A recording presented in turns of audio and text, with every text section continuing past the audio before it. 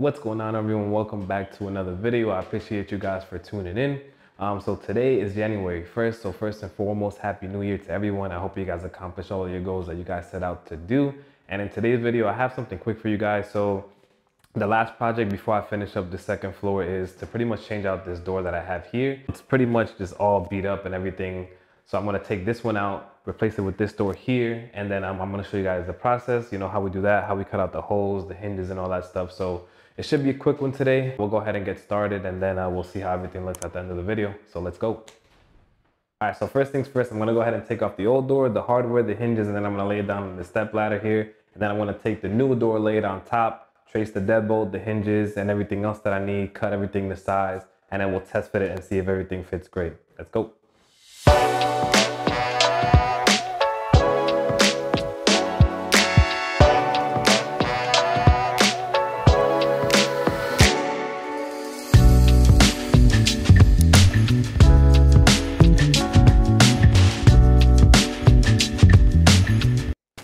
All right, also whoever owned the house before me, they put a hollow core door here. Obviously this is an exterior entrance. We're gonna take this one off, replace it with something better that's not hollow, and we'll see how it looks at the end of the video.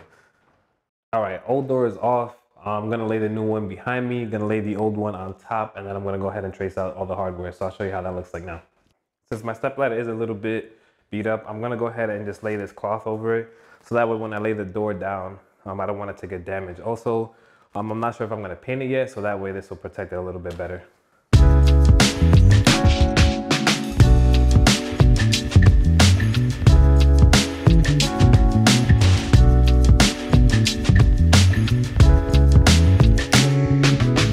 All right, so I was gonna go ahead and trace out the hardware, but obviously it makes more sense to trim the door down to the actual size that I need it to be. So read the instructions for a lot of these doors. Sometimes if you get the perfect size that you need off the shelf, then great, you don't need to. But if you trim it, sometimes they have instructions on how much you can trim off of these doors. So when I was looking at this one, it says I can trim off 1 inch from the bottom rail only. I don't know how much from the top, but you don't want to trim off too much from one side. So what I'm going to do is I'm going to do a 1/2 inch on the bottom, 1/2 inch on the top to get the size that I need. And then I believe I just need a 1/16 or an 1/8 on one of the sides, like on the left or right side I can choose. And then we'll match it up with the old door and see if everything fits.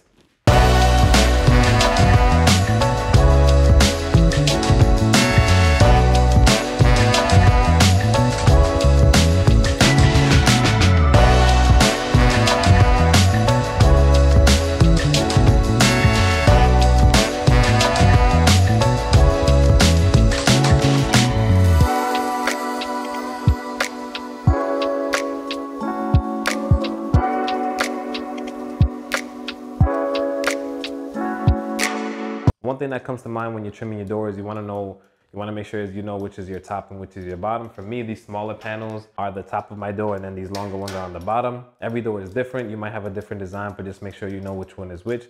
That way, if you have to cut off something off the top or something off the bottom, you want to cut off too much in case, you know, the instructions call for a certain amount. So what I did here at the bottom is, you know, on the left, in the middle, and then in the right, I pretty much measured a 1/2 inch in each location. So that way when I lay out my fence, I can just, you know, my hole saw can cut right off of the bottom. I'm gonna do the same for the top. We'll trim it, we'll test fit it with the old door, and if I need to trim a little bit more, we'll go ahead and do that. You don't need to use a circular saw. If you have a planer, you can go ahead and use that as well. I don't have one, so the saw is the easiest that I can do, but I'll show you how I set it up with the saw, and then however you guys need to cut it, you know, by all means, go ahead and use your method as well.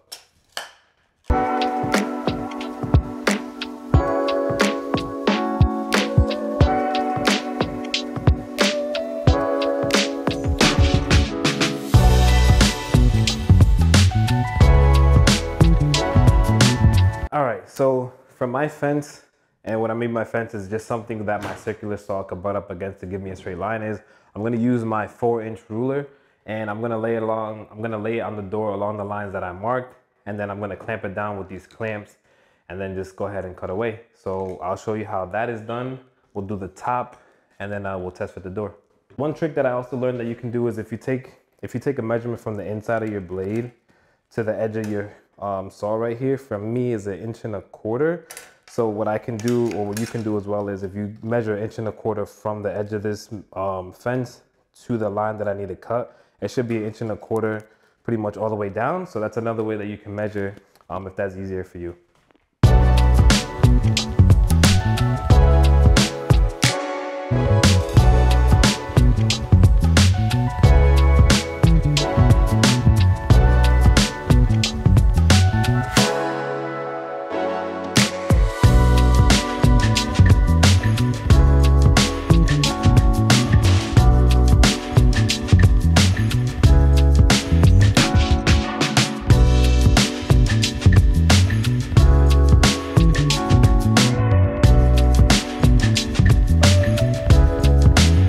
All right, so now that we made both cuts, if you see that you need to sand a little bit, go ahead and just sand some of the edges off.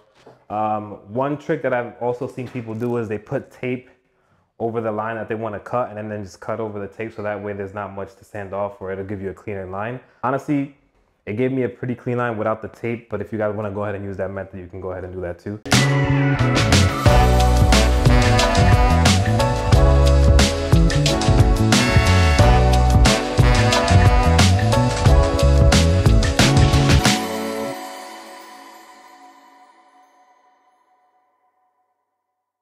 All right, now that the sanding is done, I'm gonna go ahead and test fit the old door on top of this, make sure from top to bottom the length is okay. Then we wanna see how much we need to trim off one of the sides, and then we'll go ahead and trim that, and then we'll drill out the holes and everything else that we need.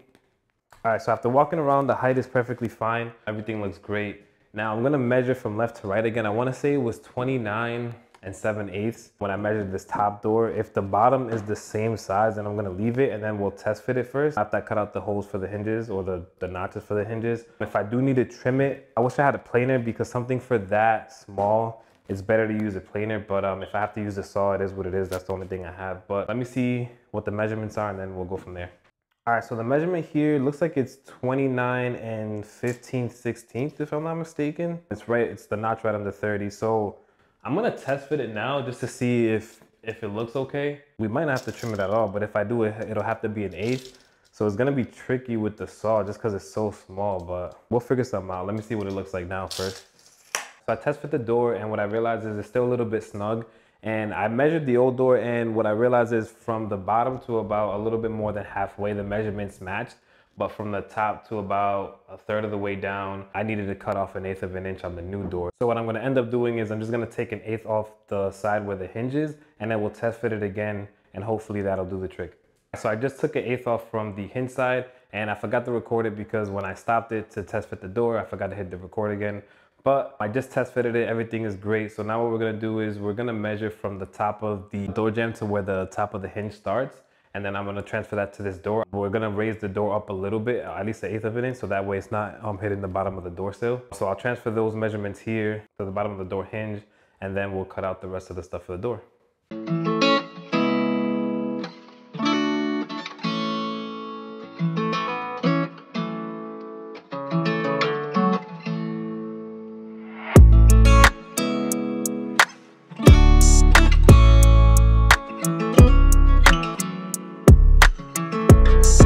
All right, so I went ahead and transferred the measurements. Everything looks good. I traced the outline of the hinge that I'm gonna use. I'm using a 3.5 inch hinge, and I don't have a routing tool to pretty much cut that to the exact specs that I needed to. So what I'm gonna have to do is I'm gonna use a chisel and a hammer like the old way. If you guys have a routing tool, that's probably the best way to do that, so you can get a nice cut. So I'm gonna have to use the chisel and hammer, so I'll go ahead and do that, and then we'll test fit the door, and then we'll cut out the stuff for the deadbolt and the doorknob.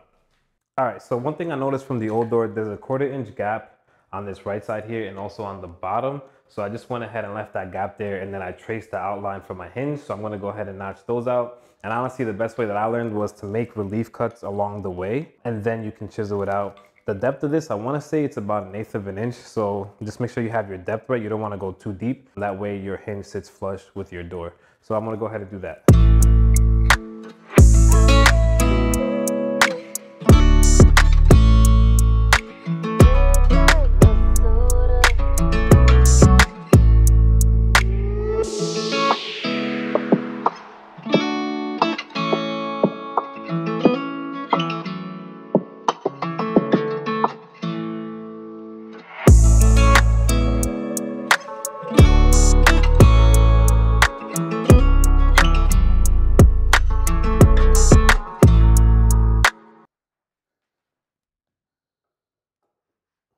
All right, the first one's done. I got it as flush as I could. So that actually looks pretty good, not gonna lie. What I'm gonna do now is I'm gonna do the other one and then I'll pre-drill these holes and then I'm gonna pre-drill the holes on that over there on the trim as well. And then we'll hang it up and see how it fits.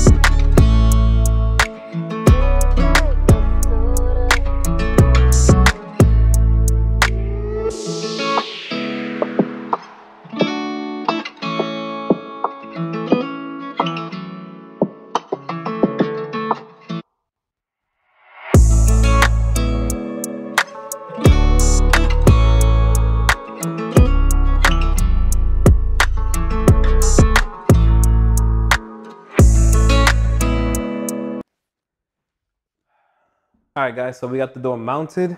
Everything looks good. Now, moment of truth. Let's see if it closes. And it does. It doesn't rub. The gaps look great on each side, top and bottom. So, yeah, got the door mounted pretty nicely there. So, I do love the way that this color looks against the white trim. So, honestly, I'm going to leave it. I'm not going to paint it. So, once we cut off the doorknob and the deadbolt, we'll pretty much be done. I'll add the doorknob and stuff like that, and we'll see how it looks at the end. But I love the color. The door looks pretty great, and now I can finally get rid of this dingy door. They even got staples on here because it was coming apart. So I don't know how that passes as an external door, but it is what it is, guys. So yeah, let's keep going. All right, guys, so I was gonna take the door down and then trace the holes, but honestly, all I'm gonna do is I'm just gonna I'm gonna measure from the bottom to the middle of where the deadbolt is, and then also for the doorknob, and then we'll cut that stuff out. So actually what I'm gonna do is I'm just gonna grab my pencil and then mark these lines here because I can see it perfectly. So I can see the where the doorknob is gonna go, and then I can also see the deadbolt slot. So I'm going to go ahead and actually do that and make it a little bit easier. If I can find my pencil in this mess here.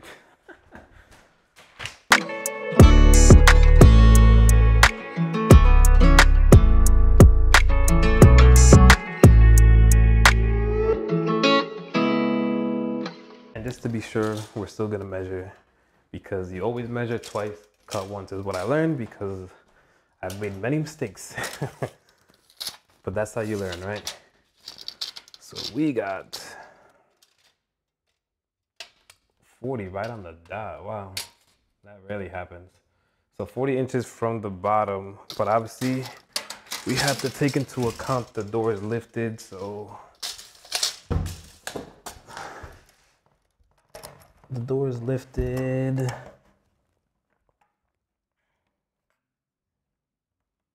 What is that?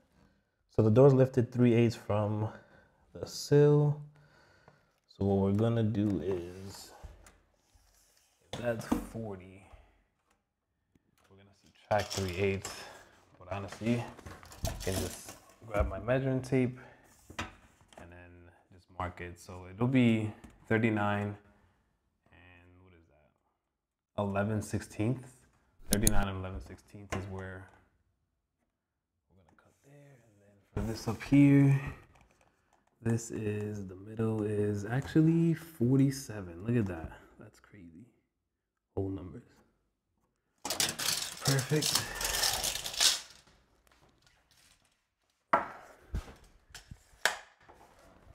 Measure one more time for good measuring. So we got... All right, so now that you got your measurements down, so I ended up buying this jig from Lowe's. It's to cut the hole for the deadbolt and the doorknob. It's a craftsman's piece. It was like 20 bucks. It was on sale. There was a ton of bad reviews on it, but honestly, I didn't want to drive 30 minutes to Home Depot to buy something else. So I'll give it a shot. I'll be the guinea pig and let you guys know how it is. But if you guys are interested on what it is that I bought, it looks like this. and we'll go ahead and open it, and we'll start drilling the holes.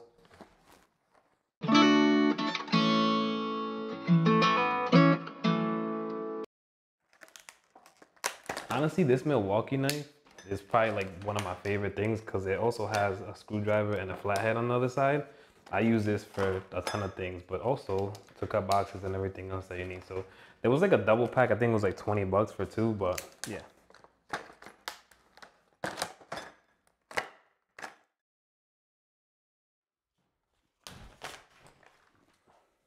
So this has two back sets. So it says 2 3/8 and then 2 3/4.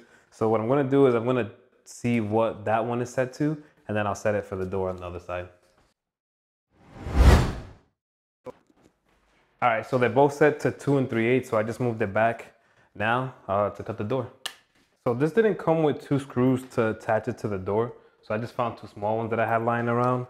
But once you find your measurements that you need, you can go ahead and just screw this in, so that way it doesn't move while you're trying to drill the holes.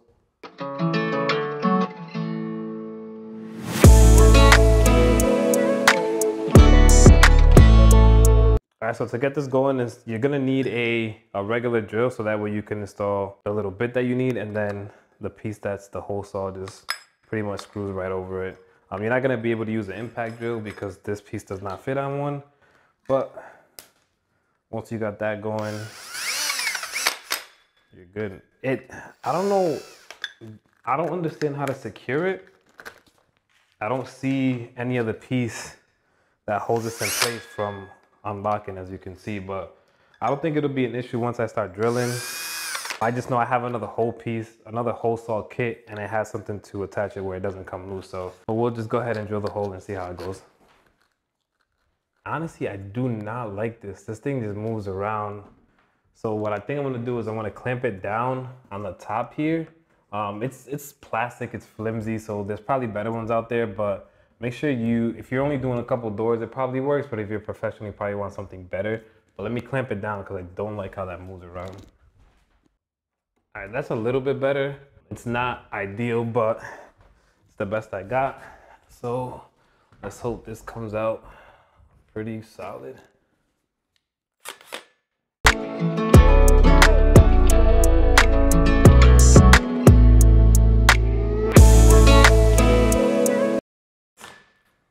Also, you don't want to go all the way through. Once you get about like halfway, you can go on the other side and then drill through that way.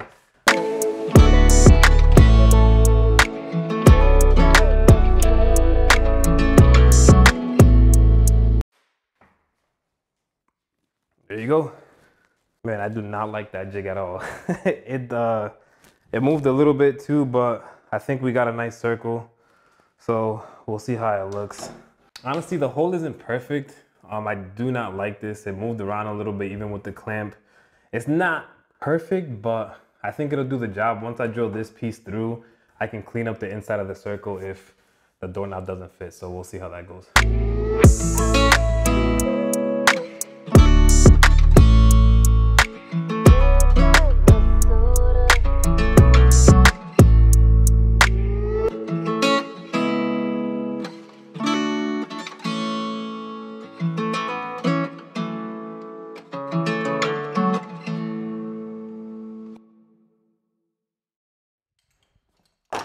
All right, let's test fit this doorknob. Actually, we don't have to clean up the inside, so it looks like it fits perfectly fine. So, yep, never mind, we're good to go. Even though I don't like the jig, it worked out. It did come with a template to outline the strike plate. So we're gonna go ahead and put this on. Then we can go ahead and notch this out. And then it says to chisel out the rest. So we'll go ahead and do that. And see how it looks.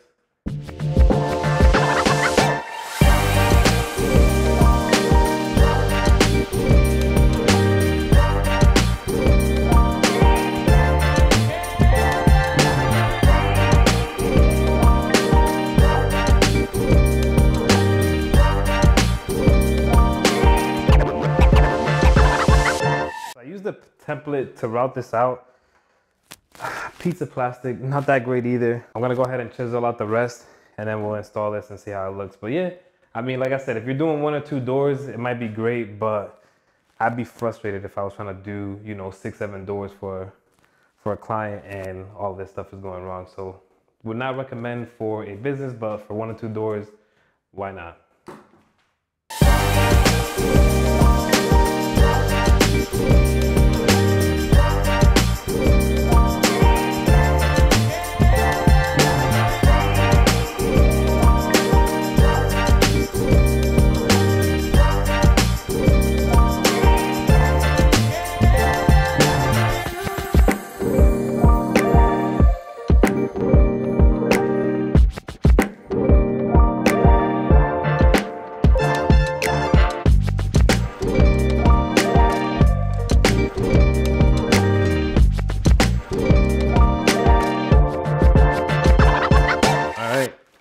Got the doorknob installed.